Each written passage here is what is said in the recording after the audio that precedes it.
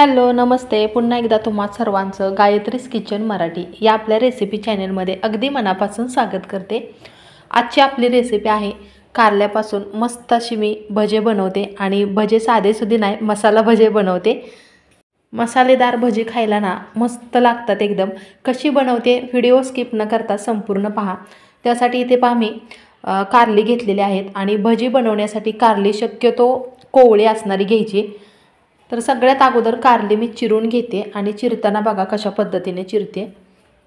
कारलं चिरल्यानंतर त्याच्या आतमधल्या बिया सगळ्या काढून घ्यायच्या आणि कारल्याच्या अशा लांब लांब फोडी केलेल्या आहेत पहा। तर यामधल्या ज्या काही बिया आहेत त्या सगळ्या काढून घेते। या अगोदर सुद्धा कारल्याची भजीची रेसिपी मी तुमच्याबरोबर शेअर केली, पण ती जरा वेगळ्या पद्धतीची आहे आणि आजची जी आहे ती मसाला भरून करते। त्यामुळे कारल्याच्या अशा लांब लांब फोडी करून घेतलेत आणि फक्त मधून एक कट मारलेला आहे, जेणेकरून त्यामध्ये मसाला व्यवस्थित भरता येईल या दृष्टीने कारला अशा पद्धतीने मी कट करून घेतले।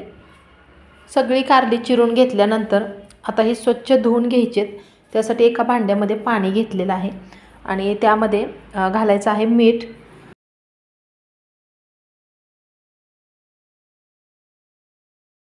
मिठाच्या पाण्यामध्ये ही कारली थोड्या वेळासाठी अशीच ठेवायची, म्हणजे याचा कडवटपणा कमी होतो। तोपर्यंत मसाला बनवून घ्यायचा आहे। त्यासाठी इथे पहा मी भाजलेलं खोबरं घेतलेलं आहे, म्हणजे खोबऱ्याचे काप करून घेतलेत। त्यानंतर कोथिंबीर घालायची आणि कोथिंबीरच्या ज्या कोवळ्या काड्या असतात त्याच्यासकट कोथिंबीर घेतली।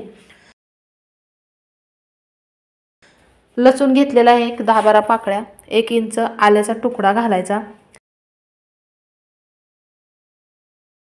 1 चमचाभर जिरे घालायचे आणि हे पाणी न घालता चांगलं बारीक वाटून घ्यायचं आहे।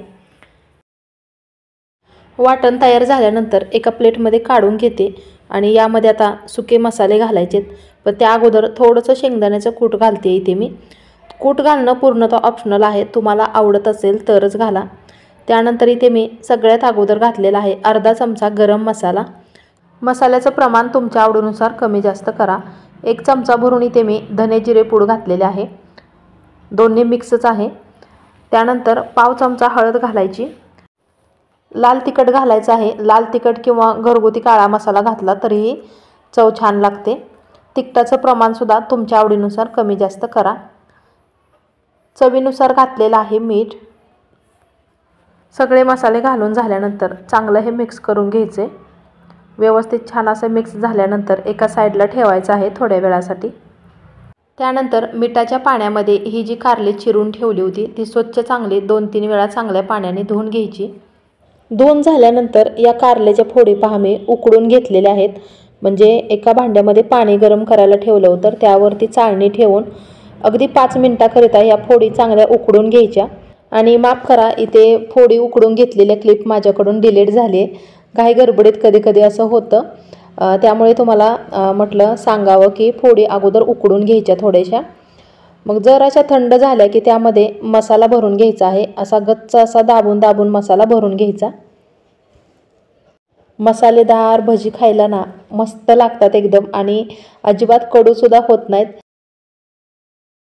तर सगळ्या कारल्याच्या फोडीमध्ये मसाला भरून झालेला आहे आणि अगदी थोडासा मसाला शिल्लक राहिलाय, तो एखाद्या भाजीमध्ये वगैरे तुम्ही वापरू शकता। तर आता भजी बनवायची आहेत, त्यासाठी पुढची तयारी करायची।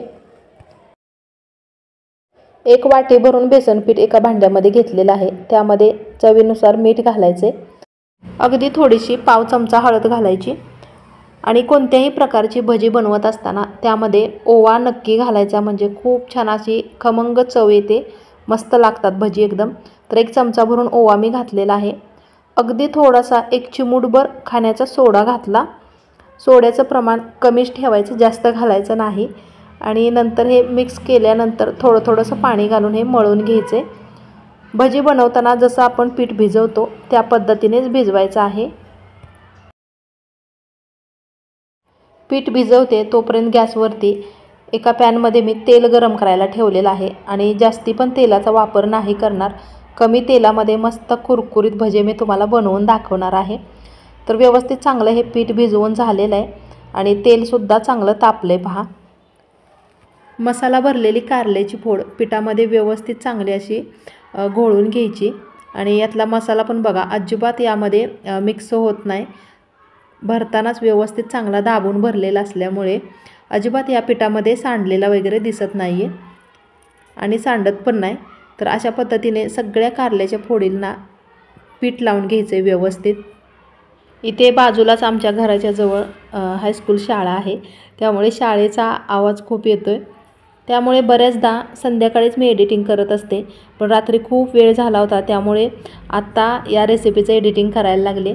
आणि खरं सांगू का, रेसिपी बनवून यूट्यूबला अपलोड होईपर्यंत खरंच खूप मेहनतीचं काम आहे। त्यामुळे तुम्हाला एक विनंती आहे, व्हिडिओ थोडासा जरी आवडला तर प्लीज लाईक, शेअर आणि आपल्या चॅनेलला सबस्क्राईब करायला अजिबात विसरू नका। माझा नेहमीच छोटासा प्रयत्न असतो, मला ज्या काही रेसिपीज येतात त्या तुमच्याबरोबर शेअर करायला मला आवडतं। अगदी कमीत कमी तेलाचा वापर केलेला आहे। कमी तेलामध्ये असं पलटी करत ही भजी व्यवस्थित तळून घ्यायची। चमच्याने नाहीतर चिमट्याने असं पलटी करत भजी सगळ्या बाजूने चांगला खरपूस कलर येईपर्यंत तळून घ्यायची आहेत।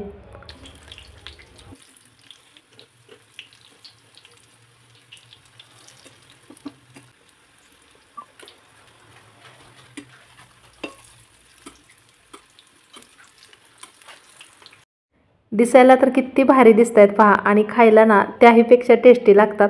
आणि खाताना असं वाटत पण नाही की आपण कारल्याची भजी खातोय म्हणून। आणि यामध्ये आतमध्ये जो मसाला घातलेला आहे ना, तो तर ना एवढा अप्रतिम लागतो ना, मस्त लागतात एकदम। मुलांना कारल्याची भाजी खायला अजिबात आवडत नाही, मग अशा पद्धतीने भजी किंवा वेगवेगळे पदार्थ आपण कारल्यापासून बनवू शकतो। आणि या अगोदरसुद्धा एकदम कुरकुरीत अशी भजी मी कशी बनवायची कारल्याची हे सुद्धा रेसिपी तुमच्याबरोबर शेअर केली आहे। पाहिली नसेल तर नक्की पहा, किंवा या व्हिडिओच्या एंड स्क्रीनला नक्की देते। मस्त असा खरपूस कलर येईपर्यंत भजी तळून झालेले आहेत। एका प्लेटमध्ये काढून घेते आणि उरलेली सगळी भजी मी बनवून घेते। मस्त अशी गरमागरम कारल्याची भजी तयार आहेत। दिसायला मात्र हे वड्यासारखं दिसते, मग याला तुम्ही कारल्याची भजी किंवा मसालेदार वडेसुद्धा म्हणू शकता, कोणतंही नाव दिलं तरी चालेल। एक भजी आपण तोडून बघूया।